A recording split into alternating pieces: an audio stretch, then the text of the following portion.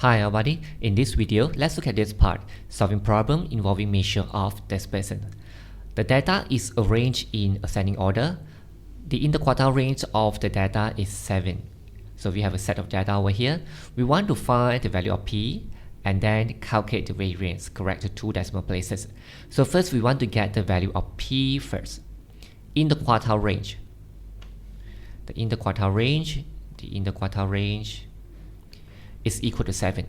So how do we get interquartile range? We take the third quartile minus the first quartile, right? So that we get the interquartile range. So now I need to find what is the third quartile and what is the first quartile. So you can draw a table and add one more row for cumulative frequency. So cumulative frequency means that you accumulate all the frequency together. So the 2, you just write 2. 2 plus 4, you will get 6. 6 plus 2, you will get 8. 8 plus 3, you get 11. 11 plus 2, 13. 13 plus 3, 16. So this is the total frequency. Some students, they don't like to use this cumulative frequency. You can use precision as well. So some they like to use precision. So precision means that we want to know where is the position, where is the locations of that particular data. So position, okay, I write over here, position. So it means that the first until the second data is 2. And the third, okay, be careful, here is 4, right? So 2 plus 4, now you ignore about this row. So 2 plus 4 is 6, okay? So it means that the third data under the sixth data is P minus 2 and so on. So this is 7, 6 plus 2, 8. So 9, 8 plus 3, 11.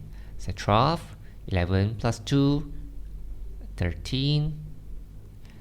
Okay, so the last one, 13 plus 3, you get 16. So always check the last one, always equal to the total number of data. Okay, it's up to you. You want to use this cumulative frequency or this precision. Okay, so I have total number of data, n is equal to 16. So now I'm going to determine the median first. 16 plus 1 divided by 2.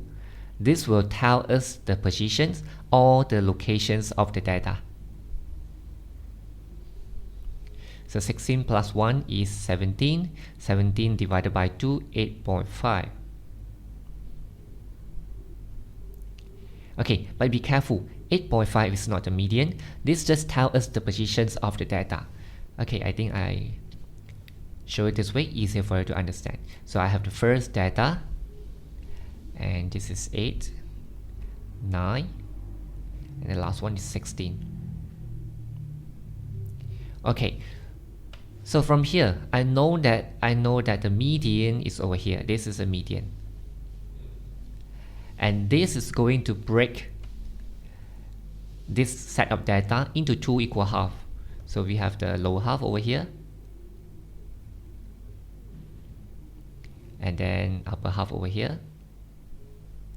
So to get the first quartile, we want to get the middle value for this part, which is the first quartile, and the middle value for this part, which is the third quartile.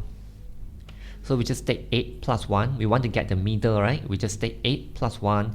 You get 9 divided by 2. You get 4.5. Okay, so the fourth and the fifth. The first quartile is over here. This is the first quartile. Okay, so how about this part? So now I want to get the third quartile. So you can take 16 plus 9, you get 25, divided by 2, you will get 12.5, right? Let me check. 16 plus 9 divided by 2, 12.5. Another way is like this. So 1 until 4.5, 1 until 4.5. You plus 3.5, right? So here you do the same thing. 9 plus 3.5, you get 12.5. So we know that The third quartile is over here, 12th and the 13th. Okay, so this is the third quartile.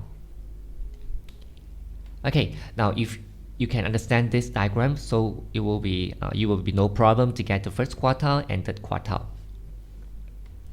Okay, let me get the first quartile first. So the first quartile is equal to number 4 with data and 5th plus together, and we divided by 2, right? So from this, you know that number 4 and number 5 is over here. Or you can look at this. Number 4, this is third and the 6th, right? So 4 and 5, number 4 and 5th is over here.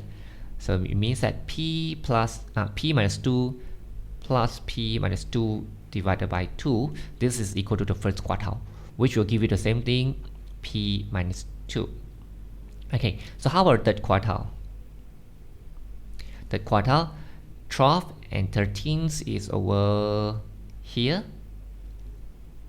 Okay, so 11 plus 11 divided by 2, which is equal to 11. This is the third quartile, this is the first quartile, and the question tells us that the interquartile range is 7, right? So it means that the third quartile minus the first quartile, be careful, we have to put a parenthesis. First quartile minus the third quartile minus the first quartile is equal to 7.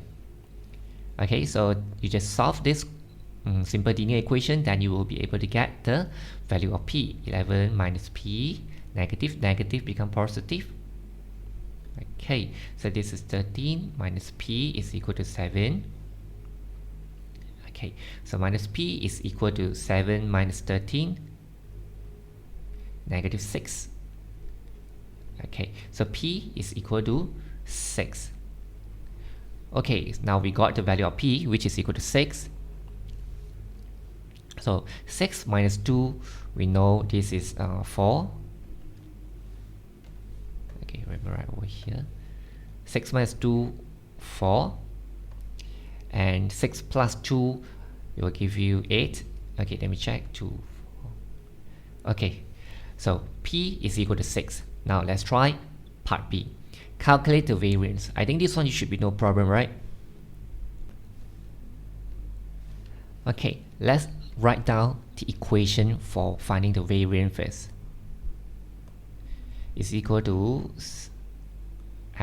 sum of fx square over total frequency minus the mean square, and don't have to square root it. If you square root it, you will get standard deviation.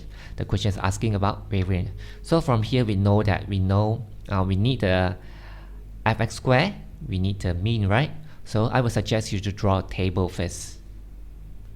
Okay, I have drawn a table. So the next thing is just to get the fx square value and find the mean.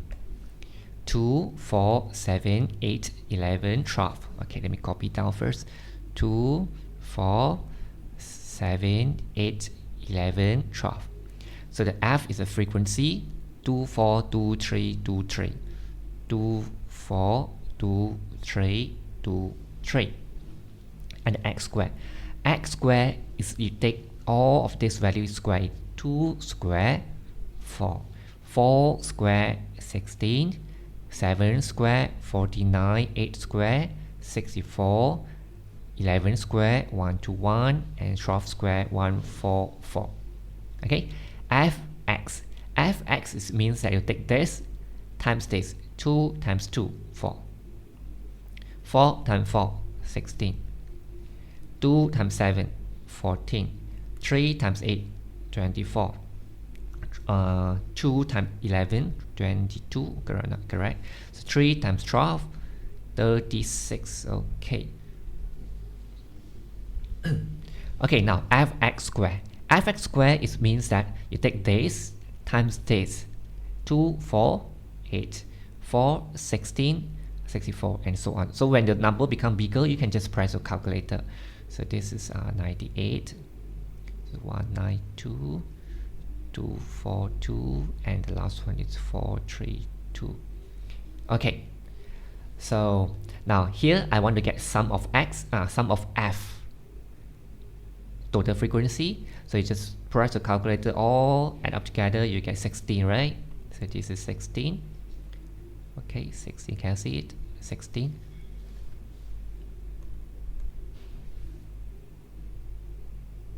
Okay, this is 16. Sum of fx. So this all you plus together. Okay, and no space I write over here. So this you just press the calculator, all add up together, you should be able to get 116. Okay, sum of fx squared, all add up together. Okay, okay, I write over here. So this is 1036. Okay, let me check again, correct or not? Okay, correct. So once you have completed all, fill in all the data that we need, then we can get the variance easily. Sum of fx squared, that is 1036. Sum of f, which is 16, minus mean. Mean, still remember, mean is equal to sum of fx and then divided by the total frequency, right? So we get this we take this 116 divided by total frequency, which is 16, and then we square it. Okay, then just press your calculator.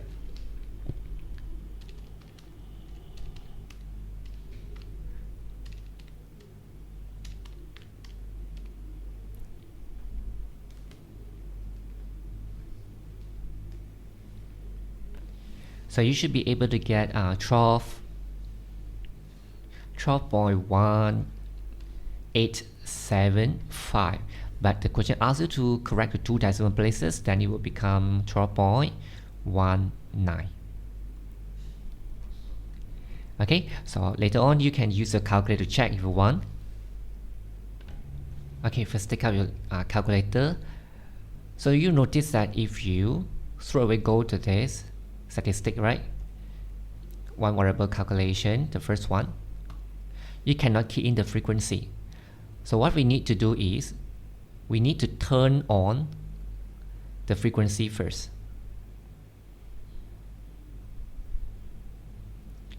Okay, press a shift, then setup, go to statistic, frequency, turn it on. Okay, let's try again. Now should be no problem. Okay, let me check. Okay, now we can key in the data and the frequency.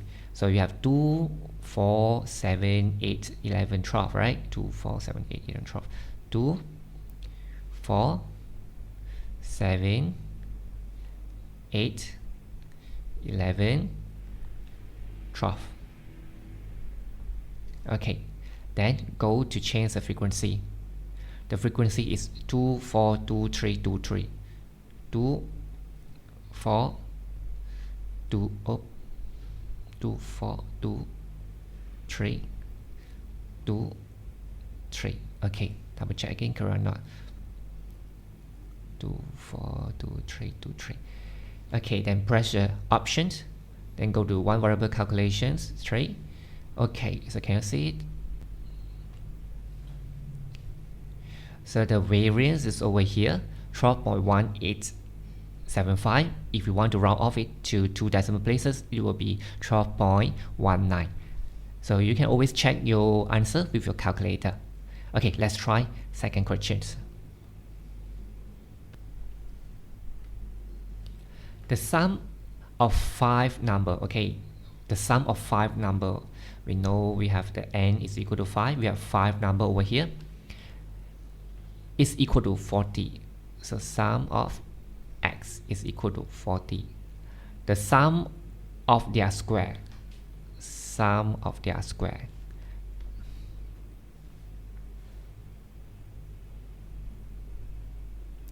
is equal to 1700. So these are the information given by the questions. So always be careful. This is not equal to this. These two are different things, two different things. So don't mix up this one. Okay, so find the variance of the set of the number. Variance, okay, write down the formula first. Variance x squared over number of data minus mean. Remember, we have to square it, right? So do we have this all data? If we have, we just plug in over here, press the calculator, we will get the answers. Sum of x squared, okay, we have 1700 divided by n, which is 5, okay, minus mean. Mean is sum of x, 40 over total number of data, which is 5, and then square it. Okay, then just press the calculator.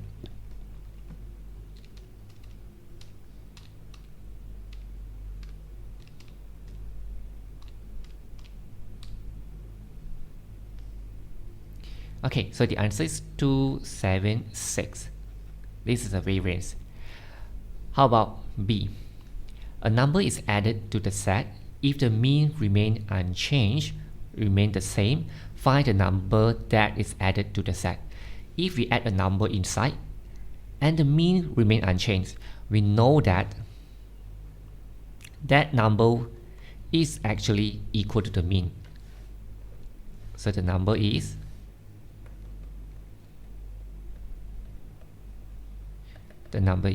mean is 8. So we know that the number is 8. So it's, let's say you don't understand this concept, you forget about this. So we still can get the answer by showing some calculation. So the mean remain unchanged, which means that the mean is still 8, right? How do we get the mean? We take the sum of x plus the new added data. We know that number, we just let it be y, and then divided by the total number of data. Just now it's 5, but now no longer 5, but 5 plus 1, because we add one more data go in, right? So it's equal to 8. Now sum of x is equal to 40. 40 plus y divided by 6 is equal to 8. So I just move the 6 over here. 8 times 6, you will get 48. So y is equal to 48 minus 40, y will be equal to 8. Still the same, we get same answer. Okay, so just remember, if I add one data go in and the number is actually equal to the mean, the new mean will remain unchanged, will still the same. Okay, so now let's try the variance. Still using this formula, but the value we have to change slightly. We have to change the value a little bit. Okay, let me use different color. The variance. We know we need to get sum of x squared. So sum of x squared is 1700, but that's only for 5 data. Since we already add one more data go in, we have to plus the data squared, plus the square of the data. So the data is 8, we have to plus 8 squared divided by the number of data, which is 6. And then minus the mean. The question tells us the mean remain unchanged, right? So still 8 squared. Okay, just press the calculator.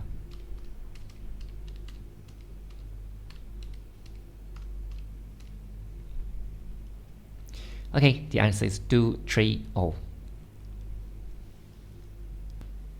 Okay, let's try one more questions. A set of 7 numbers. Okay, now we have n is equal to 7, has a standard deviations of 3.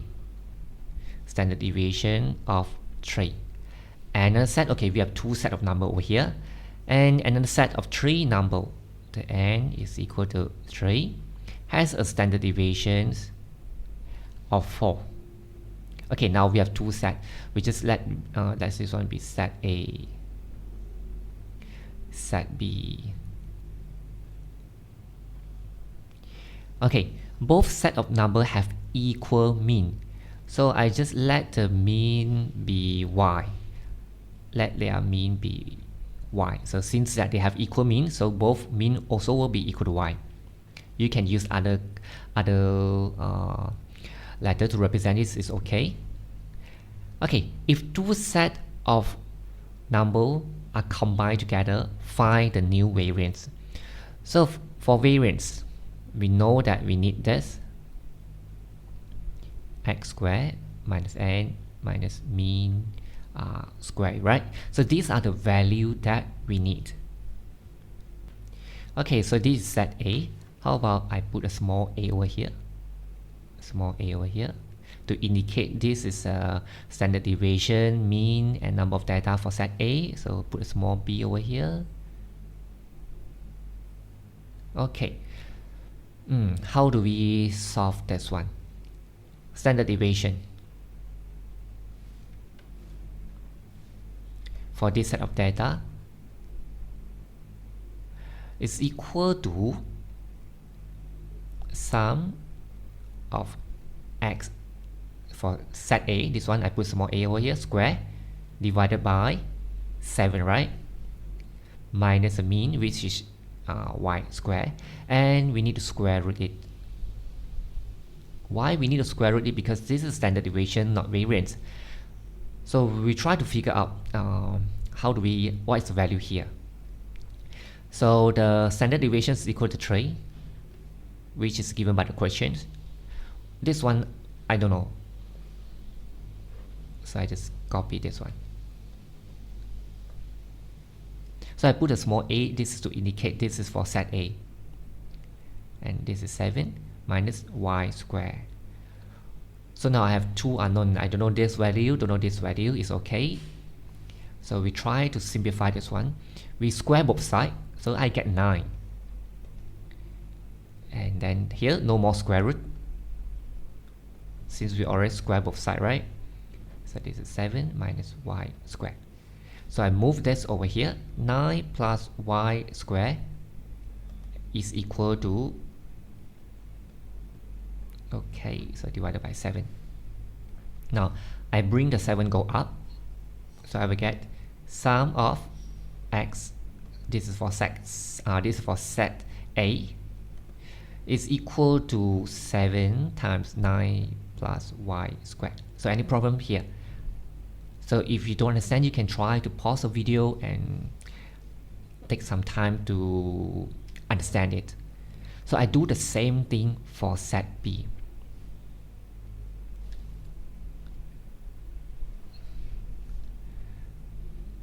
So this is for set B.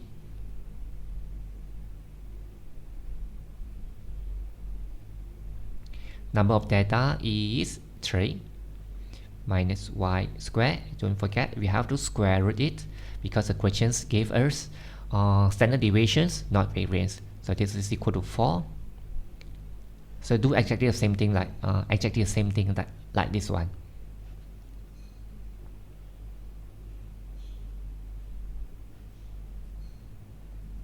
Square both sides, we get 16, and then here we have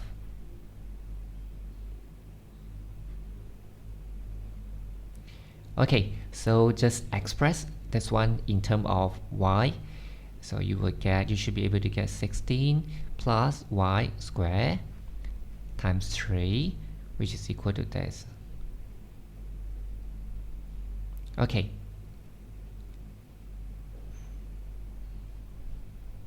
Three, 16 plus y squared. Now I can start to get the variance when these two sets of data combine together.